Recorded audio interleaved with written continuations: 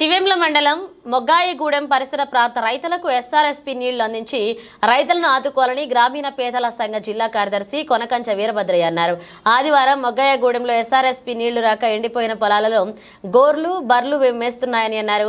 రైతు కొనకంచి కళమ్మ పొలంలో పరిశీలించారు. అనంతరం వారు మాట్లాడుతూ చివెంల మండలంలోని ఎండిపోతున్న వరి పొలాలకు ఎన్ఆర్ఎస్పీ నీళ్లు వెంటనే విడుదల చేయాలని డిమాండ్ చేశారు. ఎండిపోయిన పొలాలకు ఎకరానికి 30,000 రూపాయల నష్టపరిహారం చెల్లించాలని కోరారు. రైతుల ఆత్మహత్యలు ప్రభుత్వ హత్యలు అన్నారు. రైతాంగం పట్ల ప్రభుత్వం నిర్లక్ష్య వైఖరి వీడి ఎండిపోయిన పొలాలకు ప్రభుత్వం సర్వే చేయించాలని రైతులు ప్రభుత్వాన్ని కోరారు. ఈ కార్యక్రమంలో ప్రజాతంత్ర విద్యార్థి సంస్థ జిల్లా కార్యదర్శి బాష్పంగి సునీల్, వాసు, అనంతుల ఎల్లయ్య, వీరబోయిన వెంకన్న, అభిమల్ల వెంకన్న, నారాయణరెడ్డి, బూక్య వెంకన్న, వెంకటరావు, సుమన్, అశోక్, రైతులు వాల్య, లాలు, ప్రసాద్, చక్రు పాల్గొన్నారు.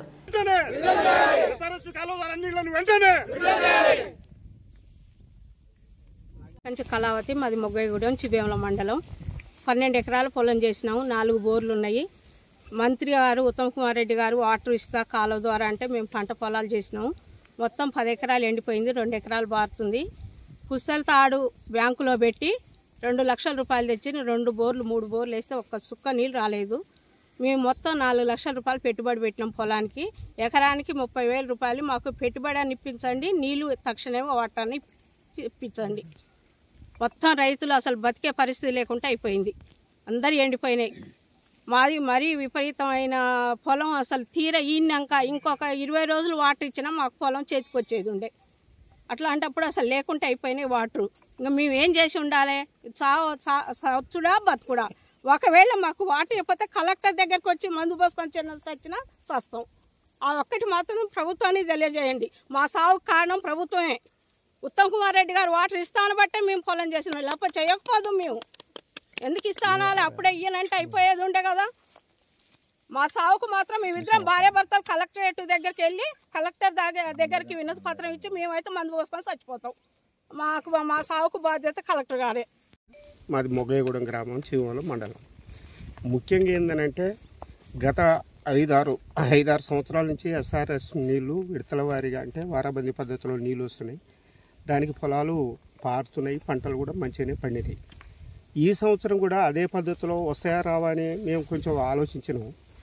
జనవరి 1 నుంచి మార్చి 24 వరకు ప్రభుత్వం వారాబందీ పద్ధతిలో నీళ్ళు ఇస్తామంటే ధైర్యం వచ్చింది. అది మంత్రి ఉత్తమ్ కుమార్ రెడ్డి ప్రకటించడం, అధికారులు స్టేట్మెంట్ ఇవ్వటం కూడా దాన్ని చూసుకొని మేము పొలాలు సాగు చేయడం జరిగింది. అయితే మొన్న అనుకోకుండా ఏంటంటే ఫిబ్రవరి నెల వచ్చేసరికి అటు నీళ్లు రావట్లేదు. నీటి ఎద్దడి, ఇవ్వాల్సినంత నీరు ఇవ్వక అరకొర నీళ్ళు ఇవ్వటం. ఆ అరకొర నీళ్ళు ఏంటంటే మొదటనే సరిపోవటం, చివరి వరకు రాకపోవటం. ముఖ్యంగా చివెంల మూతి మండలాలకు అసలు సుక్క నీరు అందకపోవటం వల్ల ఈ పరిస్థితి ఏర్పడేది. ఆ కాలువ నీళ్ళు రాకపోవటం వల్ల బోర్లు ఏంటంటే అడుగంటిపోయి ఇక్కడనే పక్కనే బావి ఉంది చూడండి మీరు.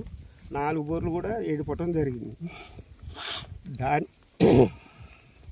దాని ఫలితంగా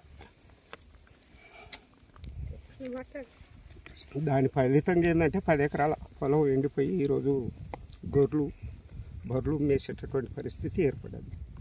దీనికి మేము అనేది ఏంటంటే ఇప్పటికైనా సరే ఈ ఒక్కరైతే కాదు, మొత్తం 100 మంది రైతులు 1000 ఎకరాలు అక్కడి నుంచి మొదలుకుంటే ఇక్కడ మోతే మునగాల నడిగూడెం మండలాల వరకు కూడా ఇదే పరిస్థితి. ఈ ఒక్క రైతు పరిస్థితి కాదు, ఇది అందరి రైతుల పరిస్థితి ఇదే. దానికి నీరు ఇప్పటికైనా ఏంటంటే ఒక 20 రోజుల పాటు నిరంతరాయంగా నీళ్లు వదిలితే కొంతమంది రైతులు కొంచెం సేవ్ అయిపోతుంది. అదేవిధంగా అయితే ఎండిపోయిన రైతులకి ఏంటంటే 30,000 రూపాయలు నష్టపరిహారం. ఇప్పటికే 30,000 ఒక కోత మిషన్ ఖర్చు తప్ప మిగతా ఖర్చులు మొత్తం పెట్టడం జరిగింది. ఎకరానికి 30,000 రూపాయలు ఖర్చు వచ్చింది. ఖర్చు మొత్తం కూడా ఏంటంటే ప్రభుత్వం చెల్లించాలి, రైతులకు చెల్లించి రైతులను ఆదుకోవాలి. లేని పక్షంలో ఆత్మహత్యలే శరణ్యము అనే పరిస్థితి ఏర్పడ్డది. ప్రభుత్వం ఏంటంటే ఇటువంటి మోసపూరితమైనటువంటి వాగ్దానాలు చేయటం, ప్రకటనలు చేయటం వల్ల ఏంటంటే రైతు తీవ్రంగా నష్టపోయే పరిస్థితి ఏర్పడ్డది. కాబట్టి మేము అడిగేది ఏంటంటే మేము పెట్టినటువంటి పెట్టుబడి ఇప్పుడు నేను 12 ఎకరాలు చేసిన 3.5 లక్షలు ఖర్చు. దానికి ఒక 7 లక్షల రూపాయలు పంట పంచదు అనుకున్నా. పంట పోయింది.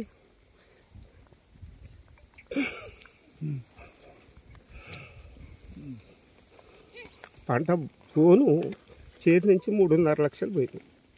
అది రైతు యొక్క పరిస్థితి.